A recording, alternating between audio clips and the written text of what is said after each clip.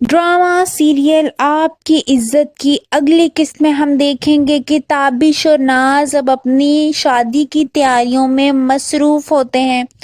ताबिश नाज को खूब सारी शॉपिंग करवाता है। वो दोनों एक दूसरे के साथ बहुत खुश होते हैं और एक दूसरे के साथ नई जिंदगी गुजारने के ख्वाब देख रहे होते हैं, मगर इन सब में बीना अंदर तक टूट चुकी होती है।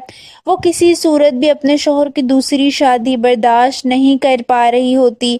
वो इतना टूट चुकी होती है कि वो इतने अरसे बाद अपनी माँ के घर जाती है। वो अपनी माँ की गोद में सर रख कर रोने लगती है और कहती है कि मैं अब ताबिश से शादी करके पछता रही हूँ। जिस पर उसकी माँ उसे तसल्ली देते हुए कहती है कि ताबिश तुमसे शादी करना चाहता था, वो तुम्हारे पीछे पड़ा हुआ था और तुम भी तो ताबिश से शादी करना चाहती थी। अच्छे दिनों में कौन पछताता है। ये सुनकर बीना और रोने लगती है। वो चाहकर भी अपनी माँ को नहीं बता सकती कि असल बात क्या है और उसके दिल पर क्या गुजर रही है।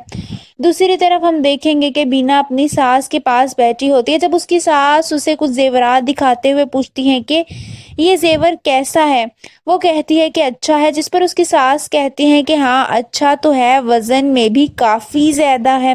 बीना को शक हो जाता है। वो शक्की से लहजे में अपनी सास से पूछती है कि आपने किसी को देना है। ये सुनकर उसकी सास खामोश हो जाती है और खामोश नज़रों से उसे देखने लगती है। बीना समझ जाती है कि उसकी सास ये जेवर नाज के लिए रख रही है, यानी उसके शौहर की दूसरी बीवी के लिए। उसे बहुत ज़्यादा दुख होता है। दूसरी तरफ हम देखेंगे कि ताबिश फिर से बीना से लड़ने लगता है। वो बीना पर बहुत ज़्यादा चीखता चिल्लाता है। वो नाज के बारे में बात करता है कि तुमसे बेहतर तो नाज है।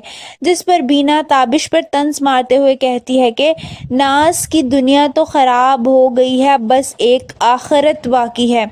ये सुनकर वो गुस्से से उसे देखने लगता है। उससे उसका यूं नाज के बारे में ये सब कहना पसंद नहीं आता। आप सबको क्या लगता है, क्या ताबिश नाज से दूसरी शादी कर लेगा? कमेंट्स में अपनी राय का इजहार जरूर कीजिए।